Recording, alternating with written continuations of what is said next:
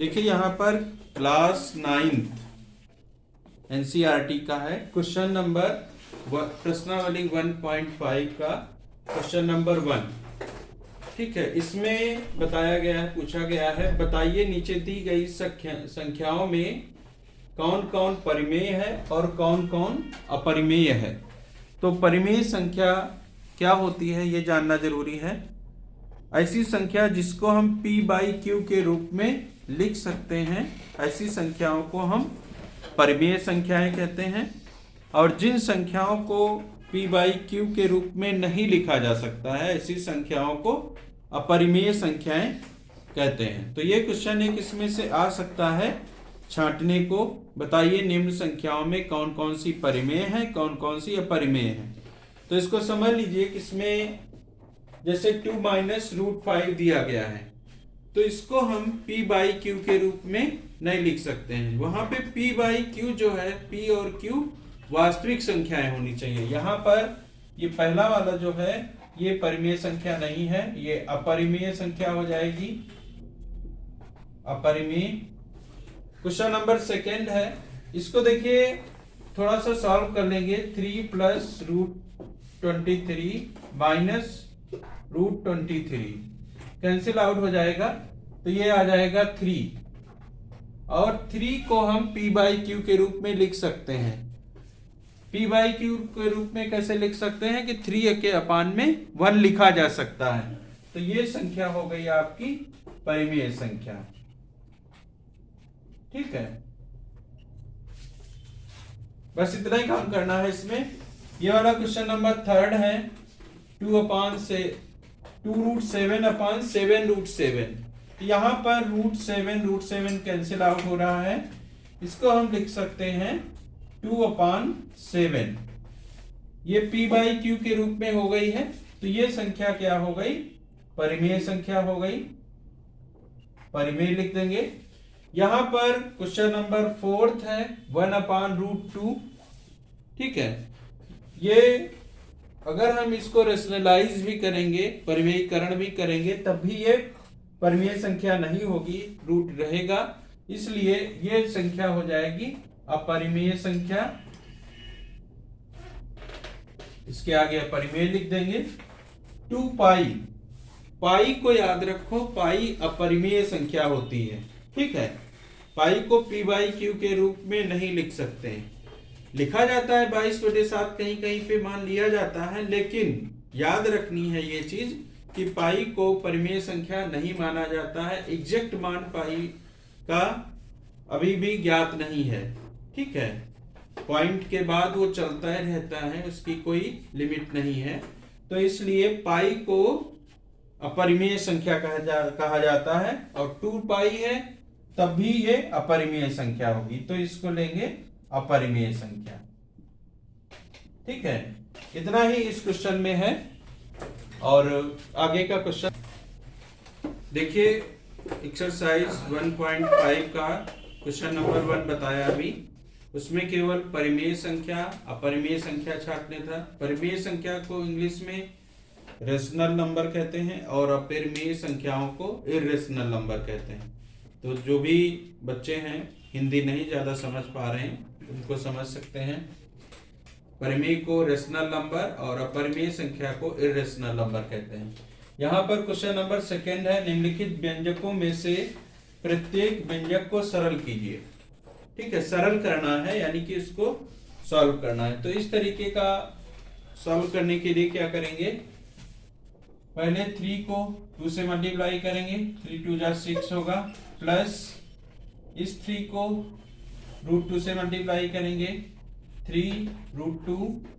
अब यहाँ पर √3 और 2 की मल्टीप्लाई हो जाएगी, प्लस 2√3 प्लस √3 की √2 से मल्टीप्लाई होगी। जब √3 की √2 से मल्टीप्लाई होगी, ये √6 आएगा। इसमें यही इसका आंसर होगा, इसके अलावा आगे नहीं बढ़ा जा सकता, क्योंकि यहाँ पर 3√2 है, ये 2√3 है, ये √6 है। ठीक है, इसका यही आंसर है।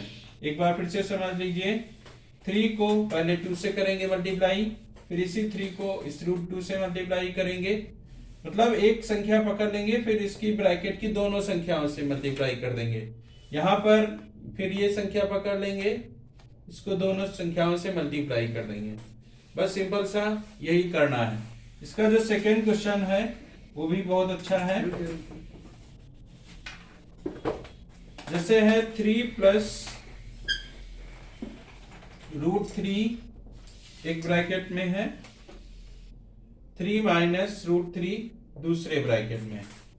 इसको भी सॉल्व करने के लिए एक संख्या 3 है, 3 को पहले 3 से मल्टीप्लाई करेंगे तो ये आ जाएगा 9।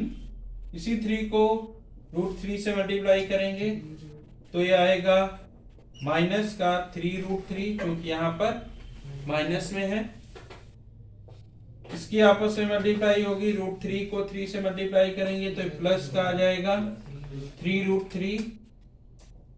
√3 की √3 से मल्टीप्लाई होगी तो केवल 3 आएगा, और यहाँ पर जो साइन लगेगा वो माइनस का लगेगा। कभी भी रूट को उसी रूट संख्या से मल्टीप्लाई करेंगे तो इसको हम एक बार इस तरीके से भी लिख सकते हैं, √3 इंटू √3। ठीक है, यहाँ पर ये प्लस माइनस आपस में कैंसिल हो जाएगा। ये आएगा 9 माइनस √3 को √3 से मल्टीप्लाई करेंगे 3, 9 माइनस 3 यानी कि ये 6 होगा। ये आंसर हो जाएगा इसका। लिख लीजिए इसको। सर ये क्यों मैंने देखिए यहाँ पर इसी क्वेश्चन में का थर्ड पार्ट है, √5 प्लस √2 का होल स्क्वायर। यहाँ पर क्लास 7th में एक फार्मूला आप लोगों ने पढ़ा होगा, वो है a प्लस b का होल ऑफ स्क्वायर होता है a² plus 2ab plus b²। ये आइडेंटिटी होती है, क्लास 7th में पढ़ाई जाती है। यहाँ पर यही आइडेंटिटी यूज हो जाएगी। √5 प्लस √2 का होल स्क्वायर लिखना है यहाँ पर, तो ये आ जाएगा √5 का स्क्वायर प्लस 2। यहाँ a की जगह पे √5 है और b की जगह √2 है, तो √5 इंटू √2 प्लस √2 का होल ऑफ स्क्वायर। ठीक है, जब किसी रूट की संख्या का स्क्वायर होता है तो वो संख्या वही आ जाती है। तो आ जाएगा ये 5 प्लस 2, यहाँ पर √10 आएगा, ये प्लस ये 2 बचेगा। 5 प्लस 2 7 प्लस 2√10, ये इसका आंसर हो जाएगा। नोट कर लो। इसके बाद एक क्वेश्चन और है, फोर्थ क्वेश्चन। ये है √5 माइनस √2 एक ब्रैकेट में, सेकेंड ब्रैकेट में है √5 प्लस √2। क्वेश्चन नंबर जो थर्ड था उसी के तरीके से इसको भी किया जा सकता है।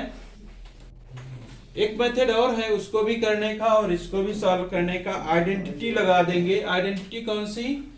ये होती है a प्लस बी, एक ब्रैकेट में a minus B is equal to होता है a² माइनस b²। अलजेब्रा में पढ़ी जाती है। तो यहाँ पर हम इसको लिख सकते हैं √5 का होल ऑफ स्क्वायर माइनस √2 का होल ऑफ स्क्वायर। √5 का होल स्क्वायर 5 रहेगा, माइनस 2 ये आ जाएगा आपका 3। ठीक है, यानी कि यहाँ पे आइडेंटिटी से भी, जैसे थर्ड वाला क्वेश्चन था उसमें क्या था 3 प्लस √3।